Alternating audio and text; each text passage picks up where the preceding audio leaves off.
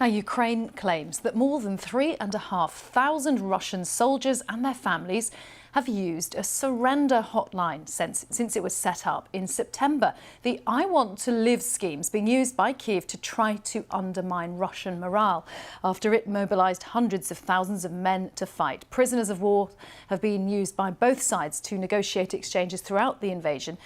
The BBC hasn't been able to verify how many Russian soldiers have surrendered because Moscow hasn't released the figures. But let's talk to James Waterhouse, who's in Dnipro. And James, you've had a glimpse of a part of this war we don't usually see. No, that's exactly right. And President Zelensky, in his words in his overnight address, has said Ukraine is hanging on for now, notably in the east, along the front line there, where mobilised Russian soldiers with little to no training have found themselves on the front line and found themselves being sent in through Russian advances as they try to continue to take Ukrainian territory. It is -1 today. Conditions are continuing to deteriorate for soldiers on both sides, and the information war, as ever, has been a huge weapon for both Ukraine and Russia. This surrender helpline was set up in September to try and undermine Russian morale, and we have been given some of the recordings. A Ukrainian message for Russian soldiers. What are you fighting for? Asks this propaganda video. At one point, it offers cash for giving up weapons or machinery. Before two numbers appear, Ukraine's surrender hotline.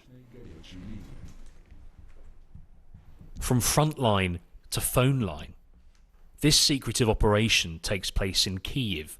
One call operator, who we've kept anonymous, says she gets up to 100 inquiries a day.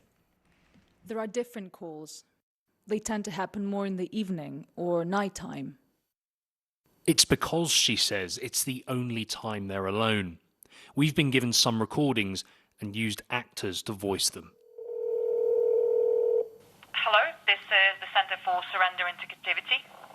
Hello, I was given this number and was told that this is how you can voluntarily surrender. I'm in Kherson region. First, can you please go on Telegram, find the I Want to Live chatbot and complete the questionnaire? I can't. They took our phones. I just don't understand exactly what to do when Ukrainians come. Do I drop to my knees or what? When you're on the front line, call us right away. I'm not alone here. There's a group of people. They say here in Russia they will put us to jail for 10 years. Often it's part desperate, part frustrated or lost, because they don't fully understand how the hotline works and whether it's not just a setup. Once they're located, more instructions are given. We're not told what they are. We haven't been mobilized yet, but we are already here. I will purposefully speak in a convoluted way. When do I call?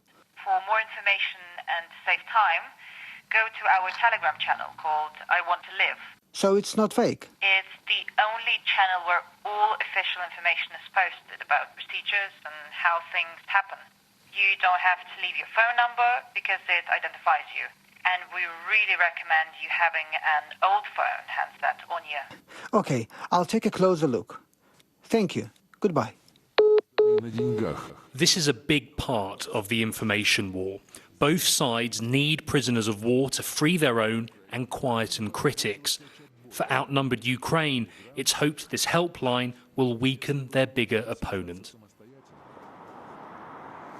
Early on in this invasion, when Russia launched its full-scale attack, Ukraine lost a lot of men, notably in the defense of cities like Mariupol in the southeast. Then in September, there was a change in the tide where we saw numerous counter-offensives by Kyiv, notably in the east and south with the recent falling of Kherson. Prisoner of war exchanges are an important mechanism for both sides, and with winter's arrival, fighting is going to require discipline and training on both sides. And what Ukraine is trying to do is expose the lack of discipline amongst Russian mobilised soldiers in order to continue its momentum, or try to, because Kyiv knows military successes will enable it to repel pressure for it to arrive at the negotiating table to end this war in another way. It wants to achieve victory in its own right, but that is a long way off. James, thank you very much. James Waterhouse there in Dnipro. Absolutely fascinating report. Thank you, James. Hearing those voices of young Russian men who do not want to be there, calling that helpline.